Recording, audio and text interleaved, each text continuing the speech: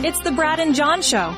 It is the Brad and John Show. Today's date is 11/11/25. It's November 11th, Veterans Day in the United States. My father, thank you very much. 40 years of service to our country. I appreciate it. And matter of fact, on his tombstone, it lists his rank as Captain Leroy Z. Hildebrand. And I love his middle name, Zickman. So all veterans out there, both living and departed with us, you have made this country what it is today if you go back through all the different wars and things like that. But what do we do in the B block, John? It's time for Brad's Top 3. And I think he's right on tune again today. It's time for Brad's Top 3. A little bit sharp this morning. Ladies, I know you have it in your contract. You have to sing it twice, so go ahead. It's time for Brad's Top. They did such a nice job. Okay, and John, what do we start off with? It's number 3. It's number 3. Not very good, but I'll give you a strike on that. Give you a pass on that. The Boeing strike. John, has this gotten a little bit ridiculous? I mean, I've actually got friends of mine who are saying, oh, those Boeing guys, aren't they pushing it a little bit too far? You know, I'm not against anybody making money, although Josh Hawley is. Remember, he was... Oh, you're not against anybody making money, Brad? Wow. No. I thought you were a Bernie Sanders socialist. No. I thought your son got to you. Sorry to interrupt. No. But I think to the point where when you look at what they're asking for, I'm going like, okay, guys, you already got a pretty damn good job. You know it's not going away anytime soon because you got all these, contracts that are stacked up. Plus they're building the F-47, the whole bit. I don't know, John. I think that at some point in time they got to say, okay, we're happy and move on. I mean, what do you think? Come on, honestly, tell me what you think. Didn't I see a headline this morning, though, that said that the union is urging workers to vote yes on this newest offer? Yeah, but still, there's a lot of them who aren't happy. That's the whole thing. I mean, they could still, even though the union is now saying, okay, we finally got an offer we think we like, there's still rumblings that the rank and file is going to say, we want to grind this even sharper. We want a better deal. I don't know. When will the members vote on this? I don't think it's today. I think it's tomorrow. I don't think it's today because it's Veterans Day. But I don't know. I mean, and I guess the thing that probably bothers me a little bit more is that it's not like these guys are making widgets that they're selling at Walmart. These are guys who are making our planes that are defending our country. You know what I mean? Especially on a Veterans Day.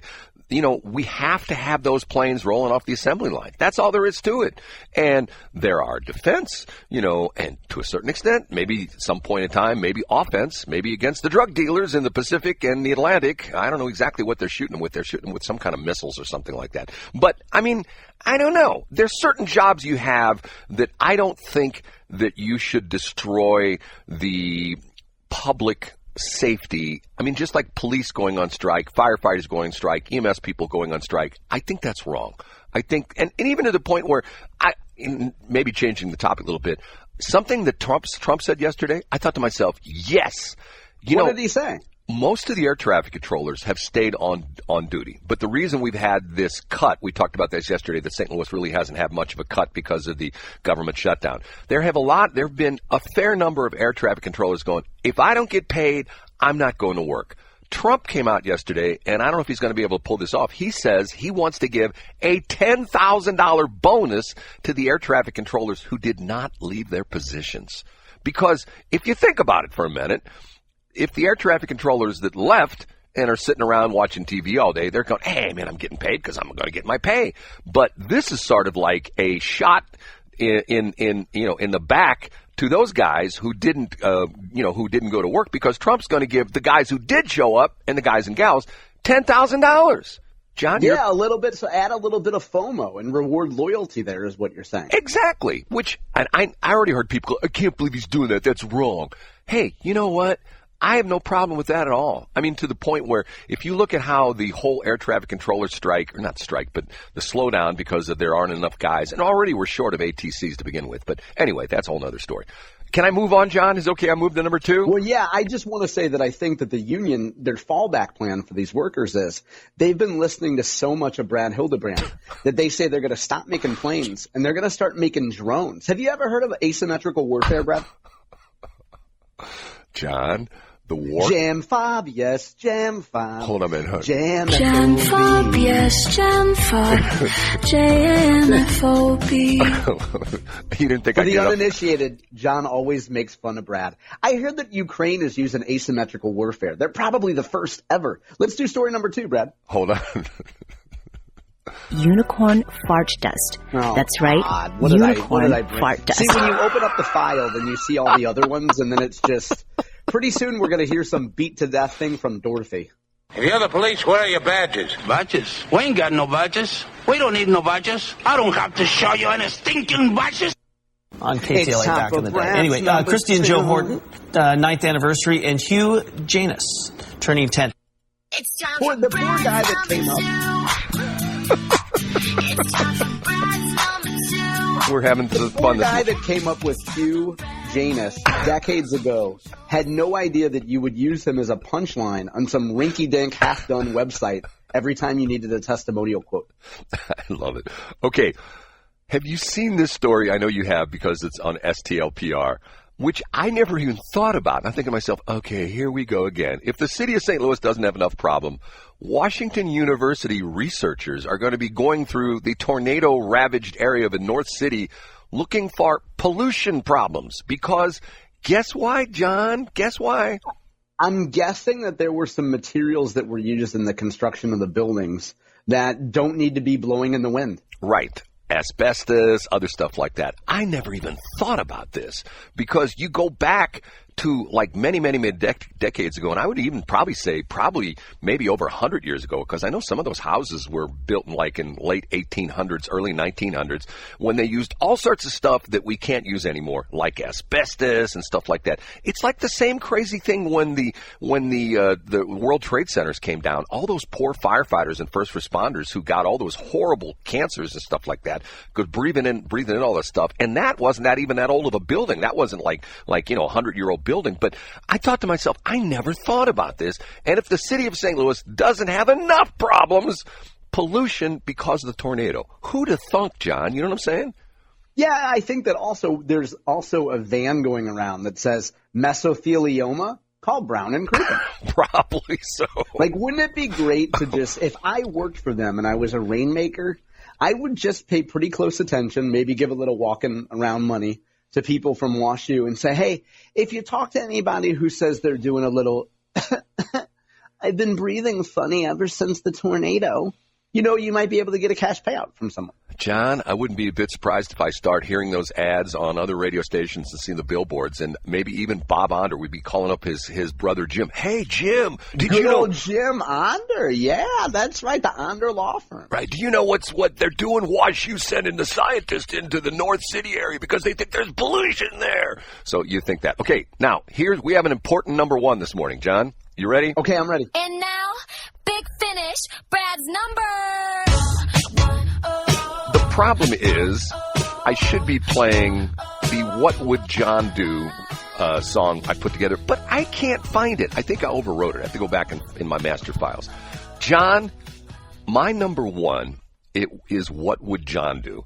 And I didn't talk about this yesterday because I was still a little bit hot under the collar yesterday from something that happened to me on Saturday. Can I lay out this for you, John? Yeah, let's do it, Brad. Let's do it. I have my little 8 acres for the crap transmitter site. And people, it's funny because I think even CP drove by it recently and thought, that's the crap transmitter site I've heard Brad talk about. Yeah. What happened, Brad? The crap transmitter site sits on 8 acres on Highway 47 across from the Washington Regional Airport, a mile north of the Missouri River and a mile north of Washington. Okay? I am the only non-farmer down in that area, with the exception of the airport, and I think there's the Crouppen feed company. I'm the only non-farmer. Everything else is agricultural. To the north of me, this year I had corn. To the south of me, this year I had beans. Okay? And through the years, the farmers have not been nice to me. They have actually taken me to court on 2 separate occasions. Ironically, I won both cases. I won't even go into that detail. Okay? So, crazy story.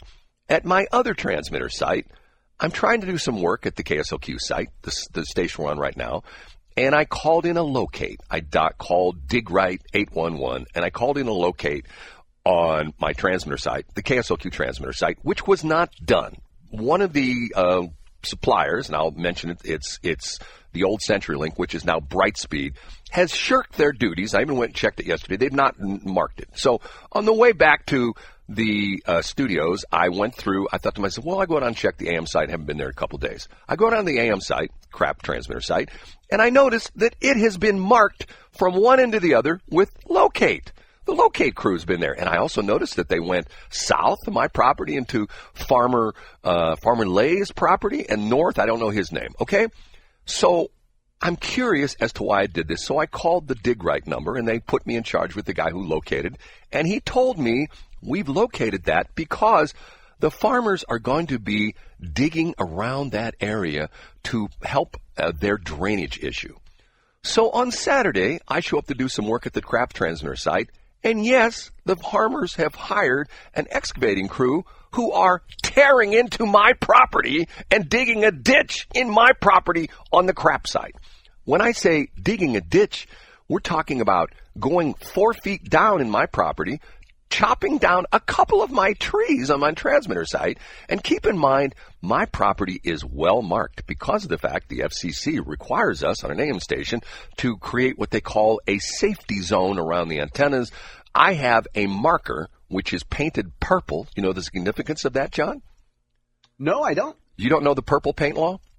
No, I don't. Go ahead. In the state of Missouri, this came out of Arkansas. I think St. Louis or Missouri was the second state to adopt it. They had a problem with hunters who were going on farmers' property, and the first thing they did was they would tear down the no trespassing signs, and they would just go on the farmer's property and hunt. Well, the state came up with an idea that make it to the point where it make it tougher for the hunters who are not, good citizens and not ask permission. They came up with what's called the purple paint law. And if you are a property owner in the state of Missouri, like I said, we were the second. I think there's a couple more states.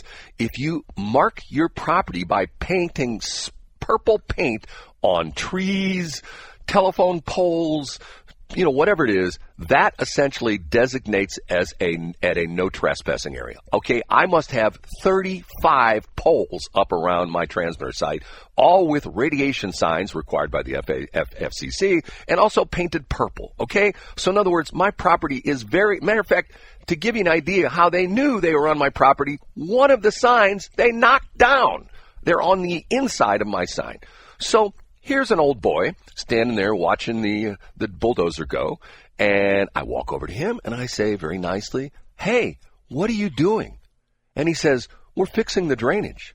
And I said, "But you've taken like a 4-foot ditch in my property," and the interesting part of it is the ditch they dug in my property, they took my topsoil and put it in their farmer's field. And I said to the guy, "What the hell's going on?" So he gets a little bit, well, I'm not going to talk to you. And I go, "What's your name?" He won't tell me his name.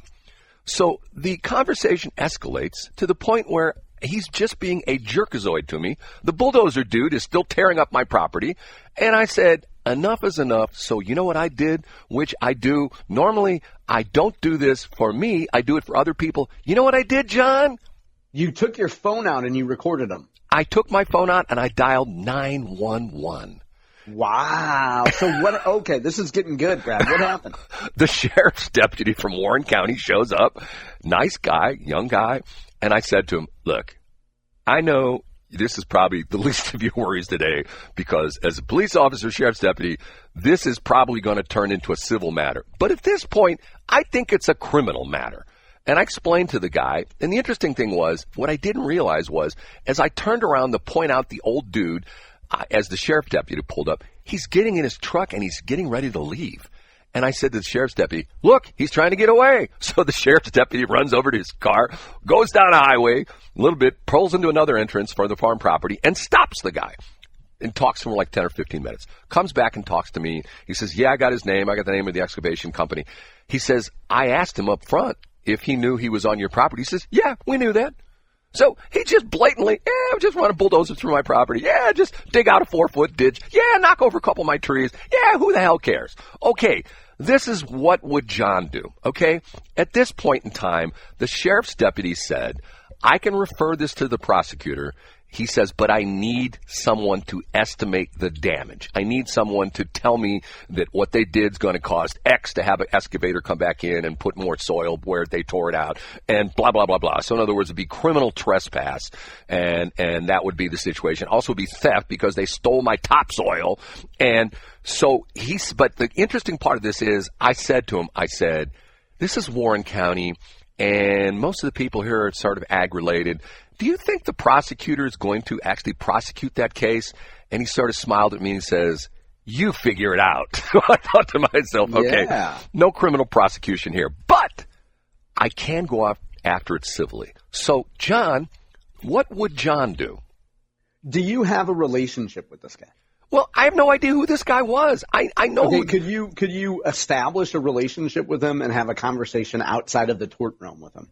The only way I'd probably be able to, well, I'd have to pull up the police report because he wouldn't tell me who he was. So you would be, I'm sorry to interrupt, but like, if you don't have a relationship with this guy, he probably thinks that a radio station and a radio tower is owned by some corporation and nobody's going to know or care if he excavates some topsoil. No, this is the interesting thing. I identified myself as the owner, and one of the questions I asked him was, why didn't you at least call me to talk about this? And of course. That's a great question to ask him. You know his response was, John? What's that?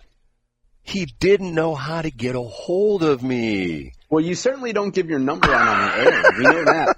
But so now there's also, let's take him at his word. He doesn't have the skills or the desire to go look up who the property owner is. And he thinks I'm just going to do it. And if some old guy owns the property and tries to stop me, I'll just deal with it then. And so that's what he did. And some old guy stopped him and made a deal out of it. So it seems like now would be a time to find out who he is and have a conversation with him. So you think I should do that before I take any legal action? Absolutely, Brad. And also, let's look at some of the things you have going on in your life. And I know that you would probably think that you could represent yourself or whatever, because you've done it before and you've won and et cetera, beat that dead horse. But I think instead of taking on a legal matter, maybe have a conversation with him and start from the position that he's going to be a reasonable guy and go from there. Well, there's probably also one more thing, Brad. He probably also feels embarrassed to be a man of a certain age and have another man of a certain age come confront you and say, you're on my property. What are you doing? And P.S., idiot, why didn't you reach out to me before you did this? He probably feels a little bit of embarrassment, Brad. He probably feels a little bit of anxiety. John, there's option number 2. I don't know if you know this or not, but you know. Oh, yeah. Are you going to call Adam Schnelting? No. Hold a minute. Is that Catherine? I will find out. Why don't you answer it? Okay. Option number 2 is, Bigfoot used to be up in Hazelwood. Oh, yeah? You know where Bigfoot is now located? Where is it? Pacific. That's the home of Bigfoot, which is not that far from my transmitter site. Should I call up the Bigfoot people and say, hey, I have a little favor. I need you to come and essentially show how Bigfoot is really good at tearing up turf and tearing up ground. And I know you're feeling some revenge right now, Brad. I've but got I think just you the start place with a for civil you. conversation, and you allow this old gentleman to go ahead and answer that. Hold Come on, on, okay. Probably Catherine. Just get it. They're 5 Hey, minutes early. Catherine, is that you? It is. Okay, we're in segment B. Let me play some commercials. We'll be right back with you. Okay. That's great. Okay, that is Catherine. So let's take a break, and we will move on to C Block, which is Catherine Hanaway. Okay, John, I know you're all excited about this, aren't you? That sounds good. Yeah. Okay,